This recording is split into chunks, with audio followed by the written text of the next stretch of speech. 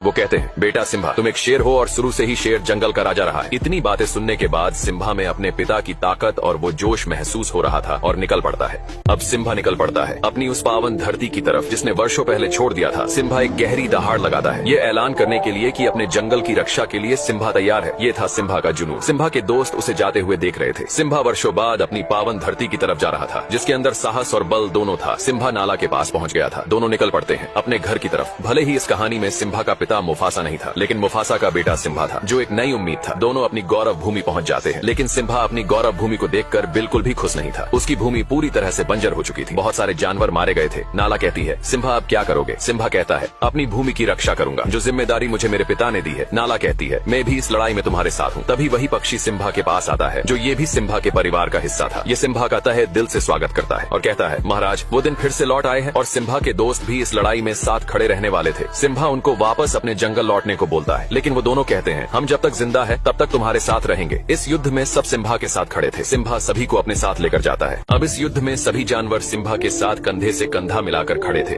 Simba सभी को अपने साथ लेकर जाता है, लेकिन सामने कुछ लकड़बग्घे भोजन कर रहे थे। सिम्बा लकड़बग्घों का ध्यान भटकाने के लिए अपने दोस्तों से कहता है। नेवला और सुअर उनका ध्यान भटका रहे थे। सभी लकड़बग्घे उन दोनों को पकड़ने लगते हैं। सिम्बा नाला के साथ दूसरे रास्ते निकल पड़ता है। वही बंदर सब कुछ देख रहा था। वो समय आ गया था। बंदर अपना हथियार निकालता है, जिसने वर्षों पहले मुफासा के मरने के बाद हथियार को छोड़ दिया था। बंदर भी इस लड़ाई में सिम्बा के साथ था। और यहाँ बूढ़ा शेर सिम्बा की माँ को अपनी रानी बनाने की जिद कर रहा था और कहता है, इस पूरे जंगल में मुझसे ज्यादा ताकतवर कोई जानवर नहीं है। सिम्बा की माँ कहती है, ताकतवर राजा वही होता है जिसमें प्रजा की और अपने राज्य की फिक्र होती है। ये कहता है, मैं मुफासा से ज्यादा ताकतवर हूँ। सिम्बा की माँ कहती है, तुम मुफासा के आगे एक भीगी बिल्ली हो। तभी वो शेर गुस्से से सिम्बा की माँ पर हमला करने लगता है। इस शेर की नीयत खराब थी। जिसकी नीयत ही खराब हो, वो अपनी प्रजा की रक्षा कभी नहीं कर सकता है। तभी दहाड़ता हुआ सिम्बा यहाँ आता है। बूढ़ा शेर देखकर डर गया था। इसे लग रहा था कि वो मुफासा है। तभी सिम्बा कहता है, दूर रहो मेरी माँ से। सिम्बा की माँ वर्षों बाद सिम्बा को देखकर बहुत खुश होती है। अब सिम्बा दहाड़ता हुआ यहाँ आता है। बूढ़ा शेर उसे देखकर डर गया था। इसे लग रहा था कि वो मुफासा होगा। सिम्बा कहता है, दूर रहो मेरी माँ से। सिम्बा की माँ वर्षों बाद सिम्बा को देखकर बहुत खुश थी। जो दिया वर्षों पहले बुझ गया था, वो फिर एक नई रोशनी लेकर आया था। बूढ़ा शेर कहता है, भतीजे, तुझे जिंदा देखकर बहुत खुशी हुई। सिम्बा कहता है, कोई एक वजह बताओ चाचा कि तुम्हें जिंदा छोड़ दूं। बूढ़ा शेर कहता है, ये मत भूलो, तुम जंगल के राजा के सामने खड़े हो। तभी नाला कहती है, अब से हमारा राजा सिम्बा है। उसके लिए हमें भले ही युद्ध ही क्यों न करना पड़े। सिम्बा का परिवार भी युद्ध के लिए तैयार था। सिम्बा कहता है, हार मान लो चाचा। बूढ़ा शेर कहता है, मैं नहीं चाहता कि मेरे हाथ हो। तुम सब मारे जाओ। तुम सब मेरा परिवार हो। और क्या तुम सबको पता है तुम्हारे इस सिम्बा ने क्या किया है? भतीजे, तुमने इनको बताया नहीं कि तुम अपने पिता मुफासा के हत्यारे हो। अपना गुनाह कबूल करो और बताओ सबको कि तुम्हारी वजह से हमारे महान राजा मारे गए। सिम्बा का पूरा परिवार सिम्बा को देख रहा था। तभी सिम्बा कहता है, हाँ, मेरी वजह से मारे गए थे मेरे पिता। तभी बूढ़ा शेर कहता है, आखिर कर लिया कबूल, हत्यारा है। ये अपने पिता का, इसी की वजह से आज महाराज हमारे बीच नहीं रहे। ये क्या राजा बनेगा जिसने अपने पिता को ही निगल लिया? बूढ़ा शेर सिम्बा की बातों को दबाता हुआ उसे पीछे लेकर जा रहा था। सिम्बा घबरा गया था और कहता है, मैं राजा नहीं बनूंगा। अब बूढ़ा शेर सिम्बा की बातों को दबाते हुए उसे पीछे लेकर जा रहा था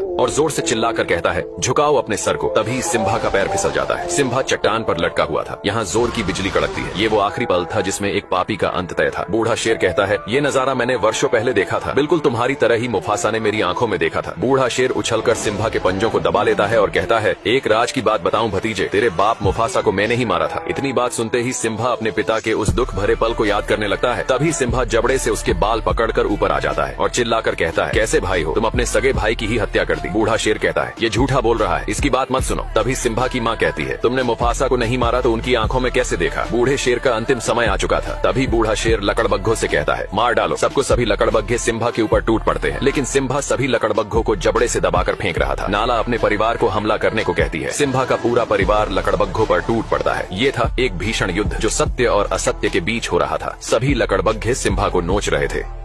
अब सभी लकड़बग्घे सिम्बा को गिराकर नोचने लगते हैं। नाला ये देखते हैं, दौड़ पड़ती है। ये था नाला का अपने प्यार के प्रति लगाव। और सिम्बा के दोनों दोस्त भी इस लड़ाई में शामिल थे। इनको लकड़बग्घे चारों तरफ से घेर लेते हैं। जंगली स्वर हमेशा से लकड़बग्घों से डरता रहा है, लेकिन आज स्वर ने कमाल कर दिया था। स्वर दौड़ा दौड़ा कर सभी लकड़बग्घों मार रहा था। अब नाला का सामना लकड़बग्घों की सरदार से होता है। दोनों एक दूसरे के सामने थे, लेकिन नाला अब बड़ी हो चुकी थी। वो लकड़बग्घों की सरदार से भिड़ जाती है और वो बूढ़ा बंदर भी उस हथियार को मैदान में लेकर उतर जाता है। सभी लकड़बग्घों की नानी याद दिला रहा था। सिम्बा का परिवार परिवार और उसके दोस्त अपनी गौरव भूमि की रक्षा के लिए लड़ रहे थे। नाला भी लकड़बग्घों की सरदार को मार गिराती है। शुरू से ही सत्य की हमेशा जीत होती आई है। आज भी सत्य की ही जीत होने वाली थी। बूढ़े शेर का अंतिम समय आ चुका था, भर चुका था। इसके पाप का घड़ा सभी लकड़बग्घे मैदान छोड़कर भाग रहे थे। सिम्बा ने देखा बूढ़ा शेर भी यहाँ से भाग रहा था। सिम्बा अपने चाचा का पीछा करता है। बूढ़ा शेर चाह के भी खुद को बचा नहीं सकता था। उसके आगे खाई थी और पीछे सिम्बा खड़ा था। सिम्बा कहता है, अब कहा भाग कर जाओगे चाचा? बूढ़ा शेर कहता है, सिम्बा मुझे माफ कर दो। सिम्बा कहता है, इतनी बड़ी गलती के बाद तुम्हें कौन माफ करेगा? अब बूढ़े शेर की अंतिम घड़ी आ चुकी थी। आखिर एक न एक दिन पाप का घड़ा भर ही जाता है। बूढ़ा शेर कहता है, ये सब लकड़बग्घों की चाल थी। लकड़बग्घे बूढ़े शेर की बात सुन लेते हैं। बूढ़ा शेर सिम्बा से एक जिंदगी मांग रहा था। सिम्बा कहता है, पाप की कोई माफी नहीं होती। बूढ़ा शेर कहता है, सिम्बा तुम अपने सगे चाचा को मारोगे। सिम्बा कहता है, चाचा मैं तुम्हारी तरह बिल्कुल भी नहीं हूँ। बूढ़ा शेर ये सुनकर बहुत खुश होता है और कहता है, बताइए महाराज मुझे क्या करना होगा? सिम्बा कहता है, भाग जाओ इस पवित्र धरती से, दोबारा फिर कभी लौटा कर मत आना। बूढ़ा शेर यहाँ से जाने लगता है और तभी धोखे से सिम्बा पर हमला कर देता है। एक पापी को कितने भी नेकी के रास्ते ही क्यों न दिखाए जाए, वो फिर भी पाप के रास्ते पर ही चलता है। बूढ़ा शेर चट्टान ने नीचे गिर जाता है। सिम्बा को भी अपने चाचा के मरने का दुख था, लेकिन बूढ़ा शेर अभी जिंदा था। शायद इसकी मौत सिम्बा के हाथों नहीं बल्कि लकड़बग्घों के हाथों लिखी थी। बूढ़े शेर को सभी लकड़बग्घे घेर लेते हैं। बूढ़ा शेर कहता है, मेरे साथियों हम फिर से एक नया साम्राज्य खड़ा करेंगे। लकड़बग्घे कहते हैं, तू एक बिन पैनी का लौटा है, हमने तेरा हमेशा साथ दिया और तूने हमें ही गलत ठहराया। बूढ़ा शेर कहता है, मैंने सिम्बा से झूठ बोला था। तभी एक लकड़बग्घा कहता है, स्कार तूने अपना जिंदगी में कभी सच बोला ही नहीं। लकड़बग्घों की आंखें खुल चुकी थीं।